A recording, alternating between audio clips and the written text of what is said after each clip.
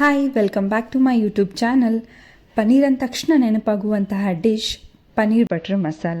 ಈ ಪನ್ನೀರ್ ಬಟರ್ ಮಸಾಲಾನ restaurant style ಒಳಗೆ ಥಿಕ್ಕಾಗಿ ಕ್ರೀಮಿಯಾಗಿ ಟೇಸ್ಟಿಯಾಗಿ ಹೆಂಗೆ ಮಾಡೋದು ಅಂಥೇಳಿ ಇವತ್ತು ತಿಳಿಸ್ಕೊಡ್ತೀನಿ. ಮೊದಲಿಗೆ ಒಂದು ಕಡಾಯಿನ ಬಿಸಿ ಮಾಡಲಿಕ್ಕೆ ಇಟ್ಕೊಂಡು ಅದರೊಳಗೆ ಸ್ವಲ್ಪ ಎಣ್ಣೆಯನ್ನು ಹಾಕ್ಕೋರಿ. ಆಮೇಲೆ 2 ಮೀಡಿಯಮ್ ಸೈಜ್ಡ್ ಈರುಳ್ಳಿನ ಈ ರೀತಿಯಾಗಿ ಕಟ್ ಮಾಡಿಕೊಂಡು ಹಾಕ್ಕೋರಿ.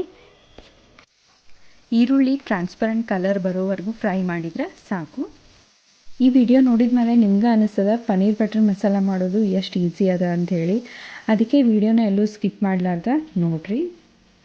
ಈಗ ಉಳ್ಳಾಗಡ್ಡಿ 1 ರಿಂದ 2 ನಿಮಿಷ ಫ್ರೈ ಆದಮೇಲೆ ಇದ್ರೊಳಗೆ ನಾನು 8 ರಿಂದ 10 ಕೆಂಪು ಒಣ ಮೆಣಸಿನ್ಕಾಯಿನ ಆ್ಯಡ್ ಮಾಡ್ಕೊಳಿಗತ್ತೀನಿ.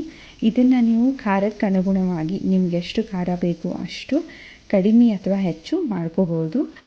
ಈಗ ಸ್ವಲ್ಪ ಕ್ಯಾಶ್ಯೂನ ಆ್ಯಡ್ ಮಾಡ್ಕೊರಿ.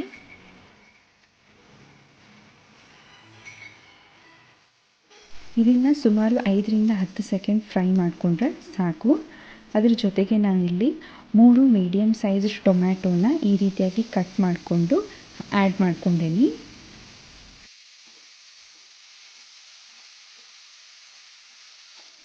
ರುಚಿಗೆ ತಕ್ಕಷ್ಟು ಉಪ್ಪನ್ನು ಆ್ಯಡ್ ಮಾಡ್ಕೊರಿ. ಈಗ ಟೊಮ್ಯಾಟೋದ ಹಸಿ ವಾಸನೆ ಹೋಗೋ ತನಕ ಇದನ್ನು ಫ್ರೈ ಮಾಡ್ಕೋಬೇಕು. ಈಗ ಟೊಮ್ಯಾಟೊ ಎಲ್ಲ ಚಲೋತ್ನಂಗೆ ಬೆಂದದ.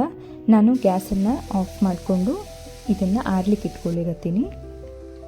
ಇದು ಆರಿದ ಮೇಲೆ ಇದನ್ನು ಗ್ರೈಂಡ್ ಮಾಡಿ ಸೈಡಿಗೆ ಎತ್ತಿಟ್ಕೋರಿ.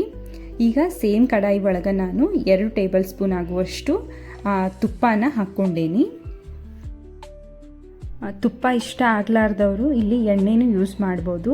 ನಾನು ಇದನ್ನು ರೆಸ್ಟೋರೆಂಟ್ ಸ್ಟೈಲ್ ಒಳಗೆ ಇರಲಿ ಅಂಥೇಳಿ ತುಪ್ಪ ಯೂಸ್ ಮಾಡೇನಿ. ಈಗ ಗ್ಯಾಸ್ ಫ್ಲೇಮನ್ನು ಲೋ ಒಳಗಿಟ್ಕೊಂಡು 1 ಟೀ ಸ್ಪೂನ್ ಆಗುವಷ್ಟು ಖಾರ ಪುಡಿನ ಹಾಕ್ಕೋಬೇಕು.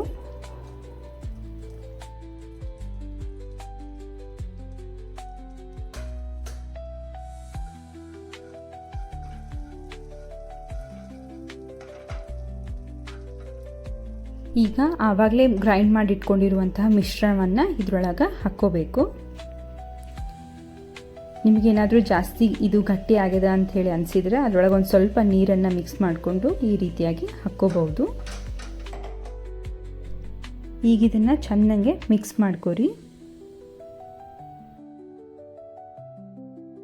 ಈಗ ಇದಕ್ಕೆ 1 ಟೀ ಸ್ಪೂನ್ ಆಗುವಷ್ಟು ಗರಂ ಮಸಾಲ, ಸ್ವಲ್ಪ ಕಸೂರಿ ಮೇಥಿ, ಭಾಳಷ್ಟು ಸಣ್ಣದಾಗಿ ಕಟ್ ಮಾಡಿ ಇಟ್ಕೊಂಡಿರುವಂತಹ ಕೊತ್ತಂಬರಿ ಸೊಪ್ಪನ್ನು ಆ್ಯಡ್ ಮಾಡ್ಕೊರಿ. ಸ್ವಲ್ಪ ಸ್ವೀಟ್ನೆಸ್ ಬರಲಿ ಅಂಥೇಳಿ ನಾನಿಲ್ಲಿ ಸ್ವಲ್ಪ ಸಕ್ಕರೆಯನ್ನು ಆ್ಯಡ್ ಮಾಡ್ಕೊಂಡಿನಿ. ಇದಕ್ಕೆ ಬೇಕಿದ್ರೆ ನೀವು ಕೋವಾನು ಹಾಕ್ಕೋಬಹುದು. ಆಮೇಲೆ ಇದನ್ನೆಲ್ಲನೂ ಚೆನ್ನಾಗಿ ಒಂದ್ಸತಿ ಕೈಯಾಡಿಸ್ಕೊಂಡು 1 ನಿಮಿಷದವರೆಗೂ ಕುದಿಸ್ರಿ. ಟ್ರಸ್ಟ್ ಮೀ, ಈ ರೆಸಿಪಿ ಎಷ್ಟು ಸಿಂಪಲ್ಲಾಗಿ ಕಾಣಿಸ್ಲಿಕ್ಕತ್ತಲ್ಲ, ತಿನ್ನಬೇಕಾದ್ರೆ ಅಷ್ಟು ಡೆಲಿಷಿಯಸ್ ಆಗಿರ್ತದೆ. ಈಗ ಲಾಸ್ಟಿಗೆ ಪನ್ನೀರನ್ನು ಆ್ಯಡ್ ಮಾಡ್ಕೊಳಿಕತ್ತೀನಿ. ಈಗ ಸ್ಲೋ ಆಗಿ ಒಂದ್ಸತಿ ಎಲ್ಲನೂ ಮಿಕ್ಸ್ ಮಾಡಿಕೊಂಡು 1 ನಿಮಿಷದವರೆಗೂ ಇದನ್ನು ಕುದಿಸ್ಕೊಂಡು ಬಿಟ್ರೆ restaurant style paneer butter masala ready ಆಯಿತು.